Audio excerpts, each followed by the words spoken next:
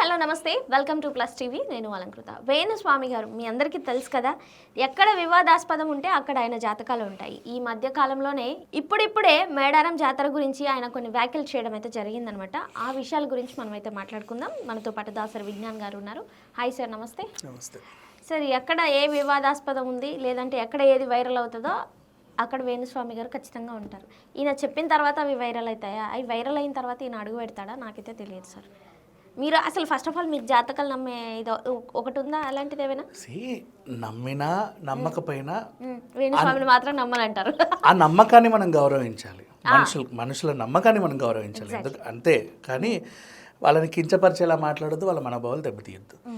ఇకపోతే ఇప్పుడు నువ్వు చెప్పిన క్యారెక్టర్ గతంలో మొన్న ఏదో పిచ్చివాగుడు వాగితే నేను ఇలాగే టాపిక్లు చేస్తే నాకు అడ్వకేట్తో ఫోన్ చేయించాడు. ఇలానే నువ్వు ఆయన గురించి ఏదో మాట్లాడుతున్నావు అంట, నీ మీద కేసు వేస్తాను. వేసుకోమన్నా నేను ఏమంటా, నేను వేసుకోమన్నా. ఏమన్నాడంటే ఆడవాళ్ళని గురించి కించపరుచు ఏదో మాట్లాడాడు. దాని గురించి మళ్ళీ మాట్లాడుకోవడం కూడా వేస్ట్లే, కానీ మళ్ళీ ఆ టాపిక్ ఎక్స్ట్రా అయిపోతుంది.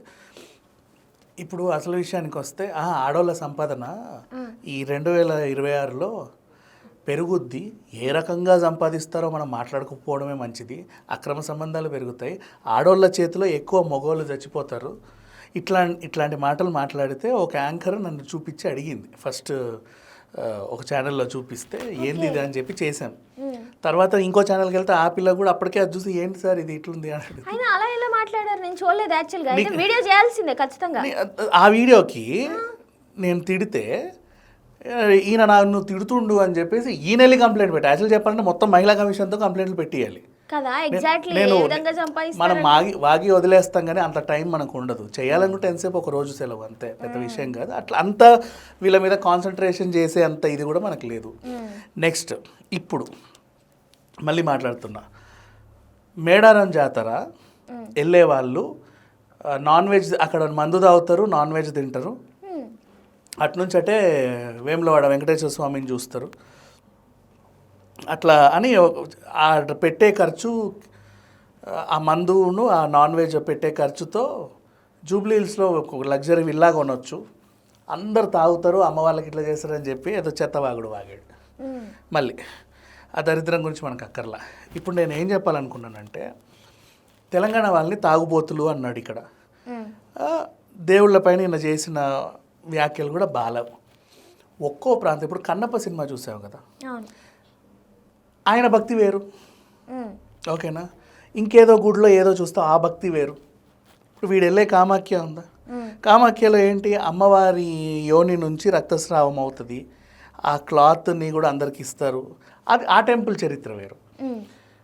మన బోనాలు వేరు, డిఫరెంట్ బోనాలు వేరు. అలాగే సమ్మక్క సారక జాతర వేరు, గంగమ్మ తల్లి జాతర వేరు, సిరిమాను పైడి తల్లి జాతర వేరు. అన్నీ వేరు డిఫరెంట్. ఎవరి కల్చర్ వాళ్ళకు ఉంటుంది. కానీ ప్రత్యేకించి తెలంగాణ అనే ఒక రాష్ట్రంలో ఆవేశం వచ్చినా మందే, ఆవేదన వచ్చినా మందే, భక్తి వచ్చినా మందే, అంటే నవ్వు వచ్చినా మందే, మందులు కూడా ఆరిపోస్తారు సార్, అదొక ఆచారం. ఏడుపు వచ్చినా మందే, విజయం సాధించినా మందే, ఓడిపోయినా మందే. అవునా? గెలిచినా మందే, కోల్పోయినా మందే.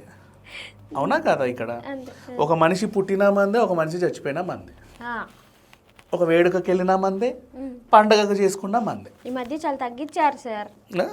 నేనా? తగ్గించారు మీరు కాదు, జనాలు మంది తాగడం తగ్గించారంటున్నా. ఏదో ఇంతకుముందు మీరు బాగా తాగి ఊగుతూ చెప్పేవాళ్ళు, ఈ మధ్య మీరు తగ్గించినట్టున్నారు అన్న. నాకు చెప్తున్నావు కాదులే, విను. మీరు కాదు, జనాలు. అసలు విషయం తగ్గించారు అంటే కాంగ్రెస్ ప్రభుత్వం వచ్చిన తర్వాత తగ్గించింది, తగ్గించాలి కూడా. అంటే లాస్ట్ 10 years బాగా పెరిగింది. తాగడం తప్పనట్ల, వాళ్ళ ఎమోషన్స్ అవి. ఇప్పుడు ఫర్ ఎగ్జాంపుల్ తెలంగాణలో ఎక్కువ సింగరేన్ ఎంప్లాయీస్ ఉంటారు. వాళ్ళు బావి లోపలికి ఎక్కడికో వెళ్ళాలి, చాలా ప్రమాదమే. ప్రతిరోజు బిక్కు అనుకుంటే లోపలికి వెళ్ళి రావాలి. దసరా సినిమాలో నాని తాగుతాడుగా, అట్లా ఏం చేస్తాం, కొంచెం ధైర్యం కోసం ఇంత మంది వేసుకుంటారు అంతే, అలా కొంచెం వెళ్ళడానికి. నెక్స్ట్ హైదరాబాద్లో ఎక్కువ వివిధ రాష్ట్రాలకు చెందిన వాళ్ళు ఉంటారు. మన అబ్కారీ సొమ్ము పెంచుతారు, కానీ వాళ్ళు వేరే రాష్ట్ర వాళ్ళు, తెలంగాణ వాళ్ళు కాదు. ఎక్కువ ఇక్కడ కన్స్ట్రక్షన్ పని కోసం వస్తారు. పొద్దంతా ఒళ్ళు హూనమయ్యేలా పనిచేస్తారు. నెక్స్ట్ డే మళ్ళీ పొద్దున్న 5 గంటలకు లేచి వాళ్ళు పని చేయాలి కాబట్టి ఇంత మత్తు తీసుకోవడానికి ఇంత మందు తాగుతారు చీప్ లిక్కర్లో ఏవో. వాడి స్తోమత వాడిది. నెక్స్ట్ పండగలు ఏదున్నా నాన్ వెజ్ ఖచ్చితంగా ఉండాలి ఇక్కడ. నెక్స్ట్ ఏదన్నా వీధికి కూడా 4-5 ఏదో వీధి దేవత అని ఏదో ఉంటుంది, నాకు అది సైడ్ పిల్లనో ఏదో అంటారు మా, నేను ఎక్కడో విన్నా. ఆ 4-5 ఇల్లులు కలిపి ఒక మేకను కోసుకుంటారు, అది వాళ్ళందరూ పంచుకొని వండుకు తింటారు ఆ రోజు. దేవుడిది అది కూడా. నెక్స్ట్ మళ్ళీ మధ్యలో బియ్యం ఇవ్వడం చనిపోయిన వాళ్ళకని ఒకటి ఉంటుంది. వాళ్ళ ఇంట్లో అంతకుముందు చనిపోయిన వాళ్ళు ఉంటే ఒక ఆయన ఇట్లా అది పట్టుకొని వచ్చి కొన్ని మంత్రాలు పాటలు ఏవో పాడుతూ ఉంటే కొన్ని రకాల ప్రసాదాలు పెడతారు. ఖచ్చితంగా మందు ఉంటుంది దాంట్లో. ఆయనకు తాగిపిచ్చి ఆయన చేత మాట్లాడిస్తూ ఉంటారు. నెక్స్ట్ ఇంకెన్ని ఉన్నాయి, బోనాల గురించి చెప్పాల్సిన అవసరం లేదు. ఇకపోతే సమ్మక్క సారక్క జాతర ఇంచుమించు బోనాలు లాంటివే. అమ్మవారికే కళ్ళు సాక పోస్తారు, అమ్మవారికే మందు పోస్తారు, అవునా, అమ్మవారికే బలిస్తారు. ఇప్పుడు ఈ వేణుస్వామి చెప్పిన చోట కూడా, ఈయన పూజలు చేసే చోట కూడా, కామాఖ్యలో కూడా ఆ పూజారులు మందు తాగుతారు, జంతువులు బలిస్తారు. అక్కడ కూడా కొంచెం ఉంది. ఈయనకు అక్కడ ప్రాబ్లం రాలా, ఎందుకంటే ఓహో అక్కడ నుంచి ఇప్పుడు గెంటేసారు కాబట్టిలే. సరే, పాపం అనిపించింది నాకు. ఇప్పుడు నెక్స్ట్ సమ్మక్క జాతర ఉంది. అసలు అలా మాట్లాడాలి. ఇంకా చెప్పాలంటే అన్ని టెంపుల్స్లో కూడా ఒక రూపం ఉంటుంది మా దేవుళ్ళకి. ఇప్పుడు పూరిలో పెద్ద పెద్ద కళ్ళతో దేవుడి రూపాలు ఉంటాయి. వెంకటేశ్వర స్వామిది అలా ఉంటుంది. మల్లన్న స్వామికి పెద్ద కోర మీసాలు. గ్రామ దేవతలు ఇంకా డిఫరెంట్ స్టైల్స్, అవునా. కానీ సమ్మక్క సారళ్ళకి అసలు రూపమే ఉండదు. గద్దె అయితే కుంకుమరిన లేదా అది బ్యాంబూ, దాంట్లో అమ్మవారిని చూసి వీళ్ళు మురిసిపోతారు. అండ్ చిలకల గుట్ట నుంచి ఆయన తేవడం, ఓ పెద్ద ఘట్టం, అమ్మవారు వస్తున్నారు అని, పెద్ద హై సెక్యూరిటీ, అలా తీసుకెళ్ళి గద్దె మీదకి తీసుకెళ్ళి దింపుతారు. అమ్మవారు గద్దె ఎక్కారంటే ఆ రోజు మొత్తం ఇది. అండ్ ఇప్పుడు అమ్మవారికి రూపమే లేదు కదా, 3 రోజులు నువ్వు చూడు, ఇది ఎక్కడ మహిమ ఎవరు తెలియదు. 1 కోటి మంది వస్తారు మా అక్కడికి.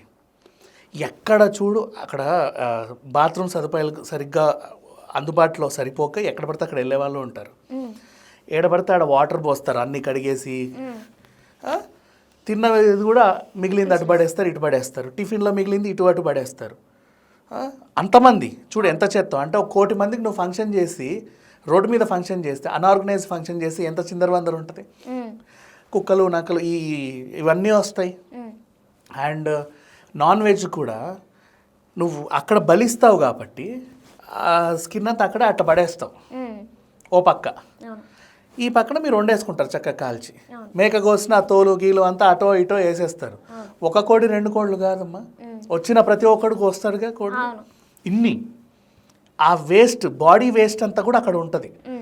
చెప్పాలంటే ఒక కుళ్ళిపోయిన మాంసం స్మెల్ రావాలి నీకు, ఈగలు దోమలు అన్నీ రావాలి. ఆ 3 రోజులు నీకు ఒక ఈగ కనబడదు, ఒక దోమ కనబడదు. మళ్ళీ అంత వేస్ట్ ఉంటుంది అక్కడ. చూడు ఎలా. మేబీ అంతమంది వచ్చినందుకో లేకపోతే ఇంకా దేనికో సైంటిఫిక్ రీజన్స్ ఉండొచ్చు, డివోషనల్ రీజన్స్ ఉండొచ్చు, బోలెడు ఉండొచ్చు, మనకు అది అక్కర్లా.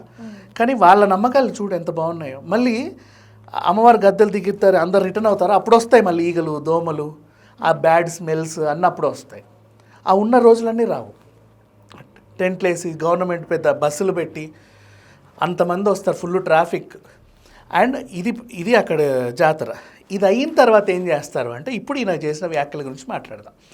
ఇప్పుడు మనం తిరుమల తిరుపతికి వెళ్ళినప్పుడు ఎలాగో వెళ్ళాం కదా అని చెప్పి పక్కన కాణిపాకం, శ్రీకాళహస్తి అవన్నీ చూసుకొని వస్తాం, ఓ రౌండ్ ట్రిప్. కోయంబత్తూరు వెళ్తే అలాగే పళనియో లేకపోతే అటో ఇటో వెళ్ళేసి వస్తాం. ఇక్కడ పక్కనే వేములవాడకి వెళ్తారు. ఆ తర్వాత ఫస్ట్ వెళ్ళేటప్పుడు కొమరెల్లి మల్లన్న దగ్గరికి వెళ్తారు. ఆ తర్వాత ఇంకేడో నెక్స్ట్ ఈ 3 రోజులు ఘట్టమైన తర్వాత వరంగల్ భద్రకాళి టెంపుల్. కొంతమంది రిటర్న్లో మల్లన్న టెంపుల్కి వస్తారు, వెళ్ళేటప్పుడు వెళ్తారు, మధ్యలో ఏడుపాయలకి వెళ్తారు. ఇలా ఇవన్నీ కవర్ చేసేసుకొని అమ్మయ్య అనుకొని వస్తారు, ఓ ట్రిప్ అయిపోయింది మాకు అని. ఒక పెద్ద ఫర్ ఎగ్జాంపుల్ ఒక టెంపో వెహికల్స్ ఉంటాయి కదా, మనం హౌస్ షిఫ్టింగ్కి వాడతాం చూడతాను, ఏదో అంటారు మర్చిపోయా, DCMలో.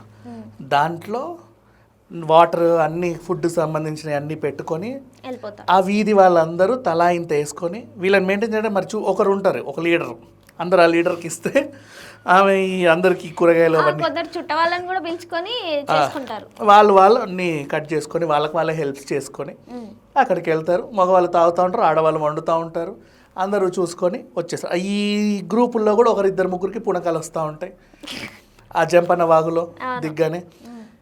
అంతే, ఇది తంతు. ఓకేనా? దీనికి అలవాటు పడ్డ 1,000,000 మంది ఉన్నారు. నువ్వెవరు వాగడానికి?